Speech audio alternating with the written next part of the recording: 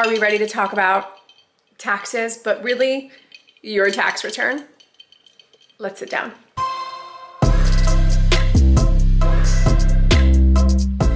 Okay. Hi. Let's talk about it. Let's talk about what to do with your tax refund, because we want to avoid mindlessly spending our money. Hello and welcome back to First Gen Money YouTube channel, where we talk about all things money, lifestyle from a first gen millennial. Okay, so on average, according to the IRS, people will be receiving a $2,900 tax refund. This is lower than what people received in 2022, but it's still a big chunk of change for a lot of people. For myself included, I'm like, okay, this is nice. And I think mine will be probably around this average, which really means like you overpaid on taxes over the year or throughout the year, and you're receiving a refund check because that's your money that is owed to you. So it's not necessarily the government giving us money, but it's money that we overpaid the government through our taxes and is getting refunded back to us.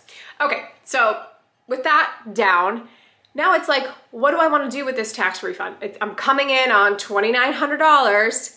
How do I make the best plan for it so that it doesn't just like go into my checking account and then I end up mindlessly spending for it?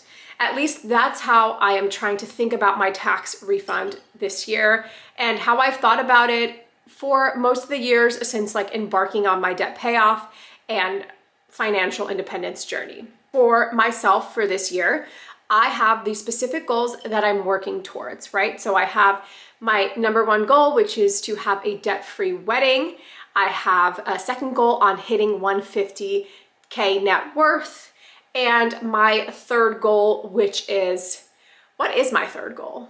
I have a third money goal. I just can't think about it right now.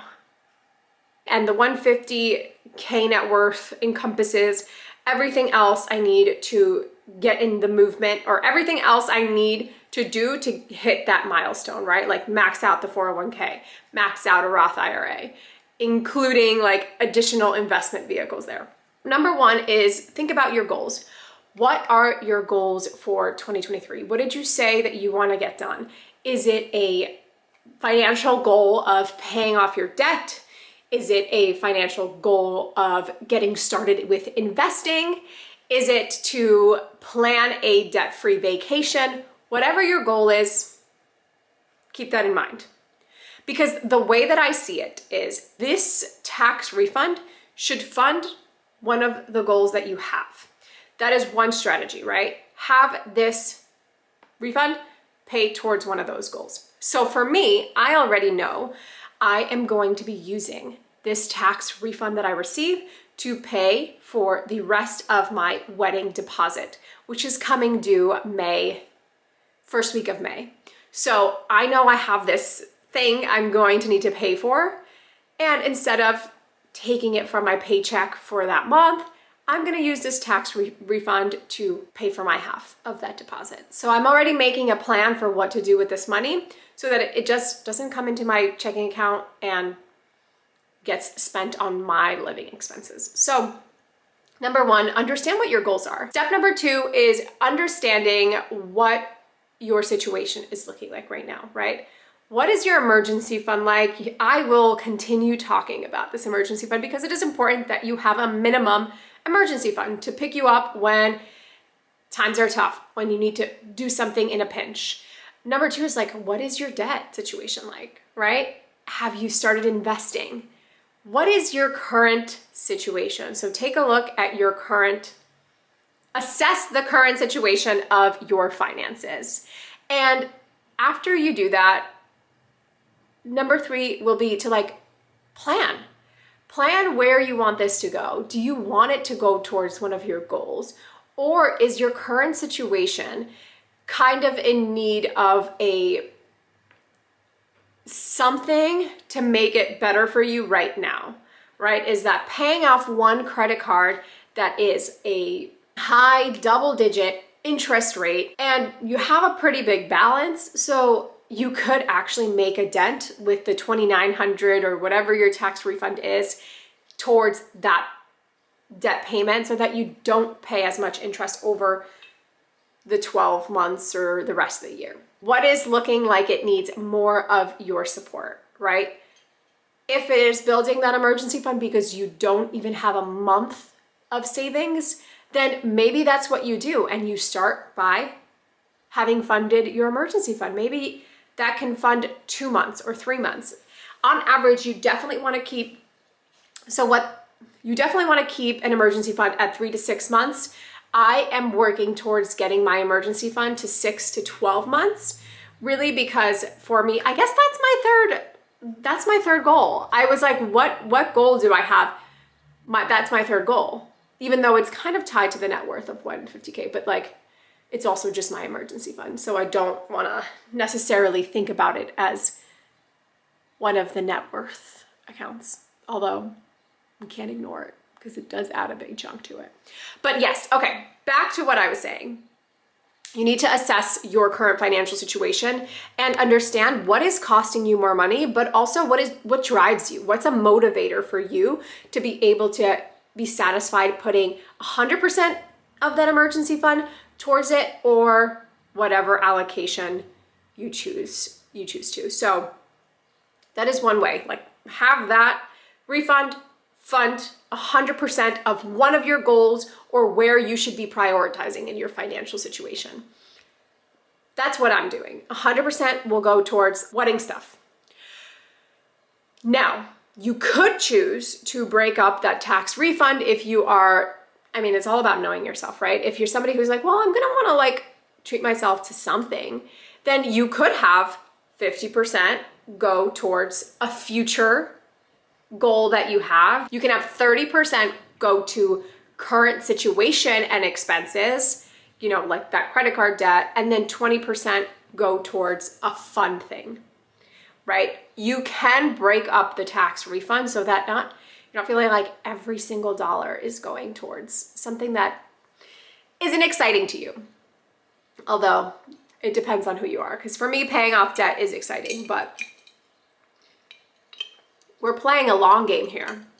And if you have credit card debt, and if that is a goal of yours, you probably are going to be paying it off for more than a year, right? And so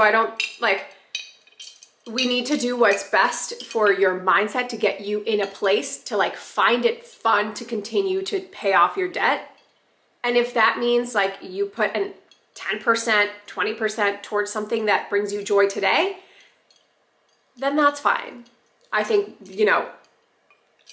you shouldn't beat yourself up too much if you don't optimize 100% of where that tax refund is going. I'm definitely trying not to beat myself up. Oh, Ari is calling me. One sec. Now I want to talk about some ways that you can use this tax refund if maybe you are like, well, I don't know where to allocate this.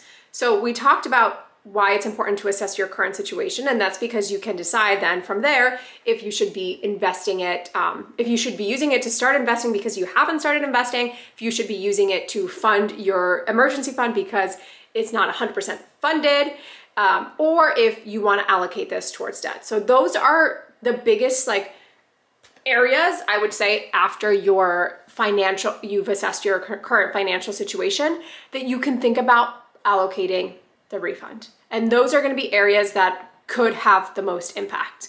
But I also just watched a CNBC, I think it's their YouTube channel, Make It, and they highlighted Jasmine Taylor of Baddies and Budgets. I'm going to put the video screenshot here. She basically starts this video talking about how she used her $1,200 stimulus check from the government to start this business that she now has that generates this year looking like $1 million, right? And I was like, wow, that is one creative way to use your tax refund, to start a business, to start the idea that you had, that you just needed the funds right? Some cash flow immediately to like buy the supplies or buy what it is you need to get this started. Starting a business, I think that one is a fun one. It could be fun because it's not like your immediate income to be able to satisfy that. The other thing that you can do with a tax refund is to just like invest in yourself, right? If that's taking a writing course that is $800, these are creative ways to use your tax refund, right? So it doesn't always all have to go to a savings goal. So I think there are a lot of options, obviously, for what you can do with your tax refund.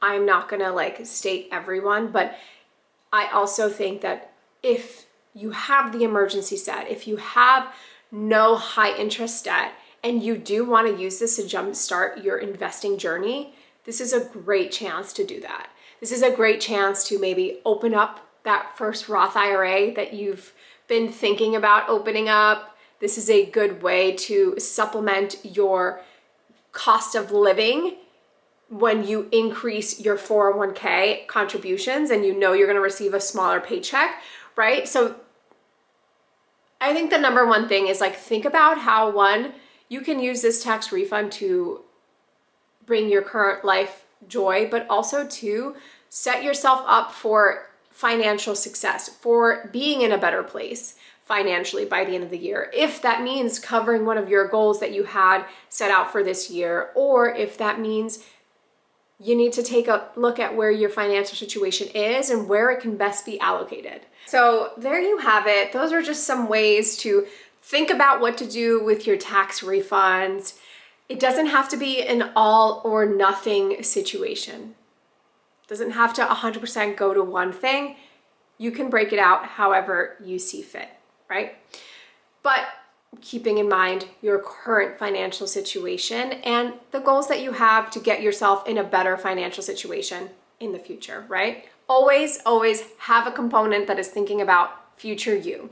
That is all I have for today. Let me know in the comments how you choose to use your tax refund. You already know how I'm using mine. I owe you all a video on an update for the wedding and the wedding budget, but I really haven't spent much since the last one. And if you don't know what I'm talking about, I'm doing a wedding series where I'm breaking down every aspect of planning for this fall wedding. So I hope you enjoyed this. I hope you subscribe. And yeah, I look forward to seeing you in future videos.